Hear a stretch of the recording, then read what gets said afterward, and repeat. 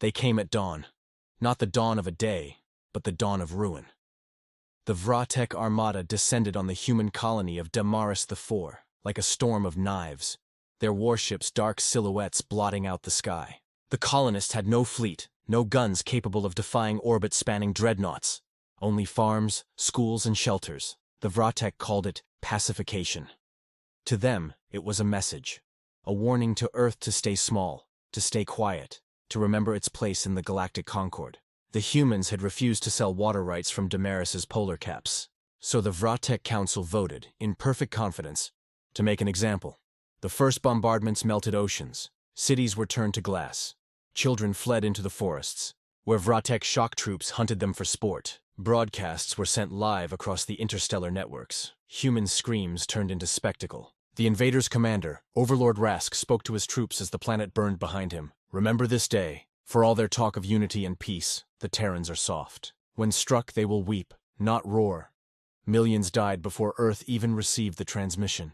The final moments of Damaris were immortalized in static, a mother clutching her child as the horizon became white fire. And across the stars, humanity wept, but as the last echoes faded into silence, something ancient stirred beneath that grief, something the galaxy had forgotten.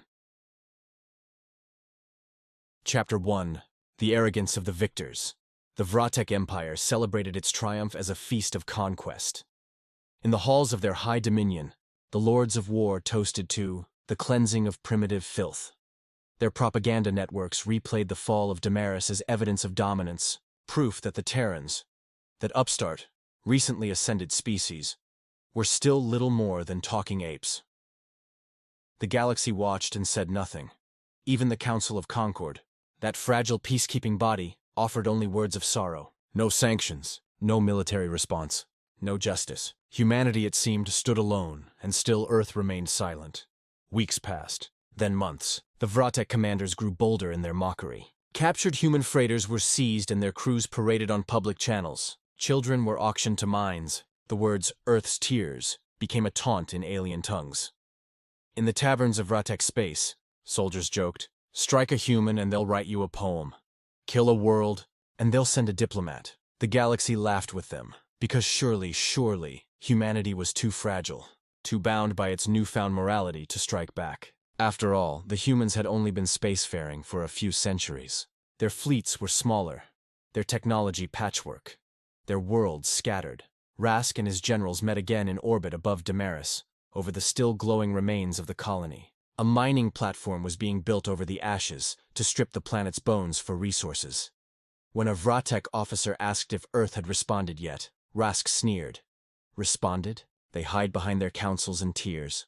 The humans are done. They have no roar, only wailing. And laughter filled the command deck. But that same day, the stars began to whisper. Chapter 2. The Silence Before the Storm. The first sign came quietly, too quietly. Every Vratek listening post along the frontier went dark, not destroyed, not attacked, just silent. No distress calls, no transmissions, just static. Then the outer colonies lost contact. Patrol fleets sent to investigate never returned. Rask dismissed the reports as pirates, malfunction, coincidence, until the freighters stopped arriving. The ore convoys vanished. Hyperlanes went dark, and strange signals began to bleed through their networks. Encrypted transmissions, human in origin, bouncing from relay to relay in complex patterns. When analysts decrypted the first message, it contained only 4 words. We heard them scream, no source, no origin, just that. The Vratek Council convened in panic. Their admirals demanded answers. Scouts were dispatched toward Terran space, their sensors tuned for fleet movements, but all they saw was emptiness. No ships, no movement, only dead space, a void where the humans should have been. For weeks, nothing happened. The silence stretched, eerie and endless. The galaxy began to forget again. Until, one night, every major communication network in Vratek territory flickered. Screens across thousands of worlds blinked once, then showed a single image, the colony of Damaris, before the fire. Children laughing, cities alive, oceans blue. Then the footage shifted. The same colony after the bombardment, blackened and broken. A human voice followed, calm, cold, steady. You took their lives. You broadcast their pain. Now you will learn what it means when humanity roars. And then the signal ended. Within an hour, the first Vratek fleet went missing. Chapter 3. The roar begins. They appeared without warning. Dark shapes emerging from folded space, silent and unmarked. The Terran retribution fleets. Thousands of ships, each one a monument to fury. Not the gleaming vessels of exploration that once represented humanity's diplomacy, but black-armored juggernauts, hulls carved with the names of Damaris dead. The flagship, TNS Vengeance Ascendant, led the assault. It carried no insignia of peace, only a single emblem, a tear split by a sword. When the fleet emerged over the first Vratek world, no demands were made. No surrender requested, no warnings given. The bombardment began at once. Orbital platforms disintegrated in sheets of plasma. Cities turned to dust under kinetic strikes. The planet's atmosphere ignited as rail cannons poured fire from orbit. Rask's name was on the target list.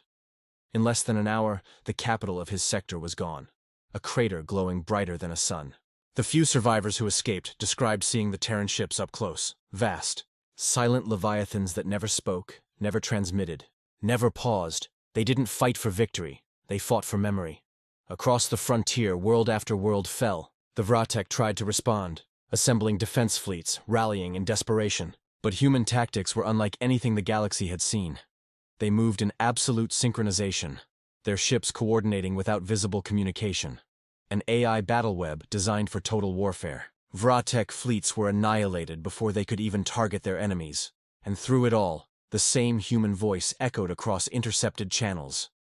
This is not war. This is remembrance. Chapter 4. The Wrath of Earth. The retaliation became legend before it even ended. Entire systems went dark in the wake of Earth's fleets.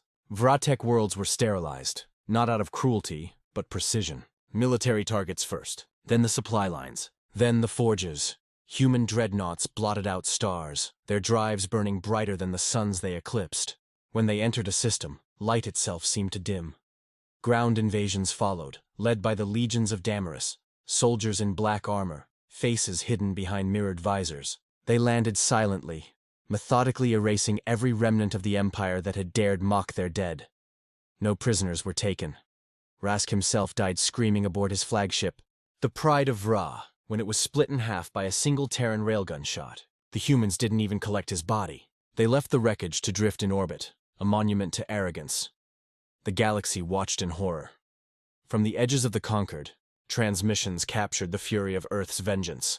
Fleets moving like storms, their trajectory calculated, inevitable. Entire alien races began sending diplomatic envoys to Earth, begging for peace, swearing loyalty, anything to avoid becoming the next Damaris.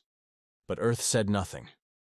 Its leaders did not broadcast speeches or proclamations. There was only the fleet, moving onward, burning the name Vratek from existence. In less than 6 months, an empire that had stood for 5,000 years ceased to exist. Chapter 5. The Echo of the Roar. When the last Vratek world fell, the human fleets halted. They did not claim the territory. They did not occupy or rebuild. They simply transmitted one final message, broadcast on every frequency, in every language. We do not conquer. We do not forget. You showed us their screams. Now the galaxy has heard our roar. And then they vanished into folded space, back into silence. The ruins of the Vratek Empire drifted in ashes and silence. Their homeworld, once the jewel of their dominion, was now a burned husk.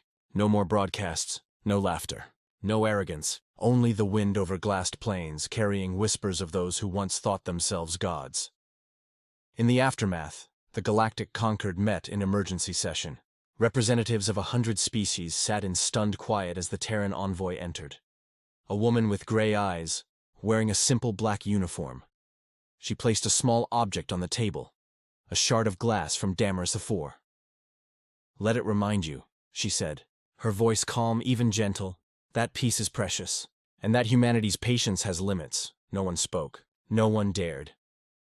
From that day forward, in every star map and military academy, one law became universal: never provoke Earth. Epilogue. The silence after the roar years passed. The ruins of Vratek space became quiet tombs, overgrown with time. Other empires rose and fell. Yet none ever forgot the story of Damaris, or what followed. Children on distant worlds whispered the legend in fear. The humans will come if you make them cry. In deep space, the wrecks of Terran dreadnoughts still drifted among the stars. Unmanned relics left behind, their hulls marked with the words, "For the Fallen," and sometimes, when explorers passed too close, their instruments picked up faint transmissions. Not words, not threats, just the echo of a sound. Distant, haunting, endless. A roar. Narrator's closing words, for YouTube delivery. They say humanity wept when Damaris fell. That we were broke.